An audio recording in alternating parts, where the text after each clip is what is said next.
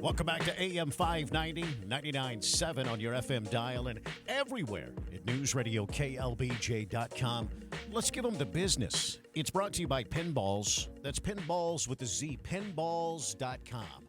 The Broke and Sproke celebrating a major milestone this weekend. Yeah, the Austin staple on South Lamar celebrating 60 years in business, kicking off a big week of festivities and musical acts. After 6 decades, who the late founder James White called the last of the dance halls, is still operating in mint condition. When we first opened, we didn't have any money left. We spent it all on licenses and furniture and all this stuff. He'd be so proud that we're still here and we're still holding our head above water. I've been here since I was 11 days old. It's very important to keep it going, especially for, I always think because of my dad. This was his baby, his dream. So we want to keep it alive and keep it going. That's right. KICBS Austin reports longtime Broken Spoke musician Alvin Crow opened the celebration Saturday night. Annette White says he's been performing at the Broken Spoke virtually as long as they've been open. Other musical acts will continue throughout the anniversary week and their schedule on their websites. You can find out all the details. It is 5:53. The Indian Community Homeless Coalition. It gets tens of millions of dollars every year to address homelessness in Austin. But despite that, with each passing year, the number of people on the streets continues to increase. ECHO says it served about 15,000 people in 2019, compared to more than 24,000 just last year.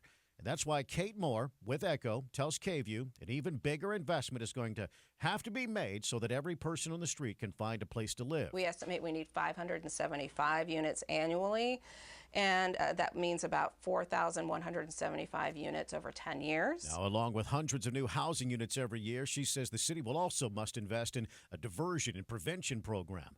Some council members have already voiced their support for this plan, which would cost the taxpayers about $350 million.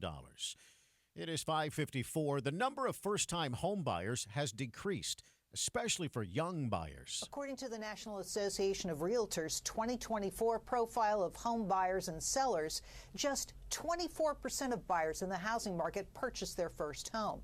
That's the lowest level since the NAR first conducted the survey back in 1981. Typically, first-time buyers are about 40% of the market. The report paints a picture of a home buying market that is graying, getting wealthier, and increasingly paying in cash. The average age of buyers, 56 years, up from 49 last year. First-time buyers were 38 on average, up from 36 in last year's survey. Repeat buyers were 61. It is 5:54. Bentley is delaying a timeline for its planned transition to an all-electric vehicle lineup. Bentley is delaying the timeline for its plan to transition to an all-EV lineup. In 2020, Bentley announced a plan under its Beyond 100 initiative to transition to all EVs by 2030. It plans to roll out its first fully electric model in 2026, though pushing back on its broader EV plans, announcing it'll keep manufacturing plug-in hybrid electric Bentleys until 2035. The automaker also saying that 3 of its models, the Continental GT Coupe, Continental GT Convertible, and Flying Spur, are now exclusively offered as plug-in V8 hybrids. Bentley stopped making its W12 engine over the summer.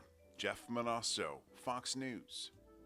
All right, stay close. We've got traffic, your forecast, the day's top stories, of course, and you could join us on the Todd and Oz Show straight ahead. The Todd and Oz Show. For Upfront,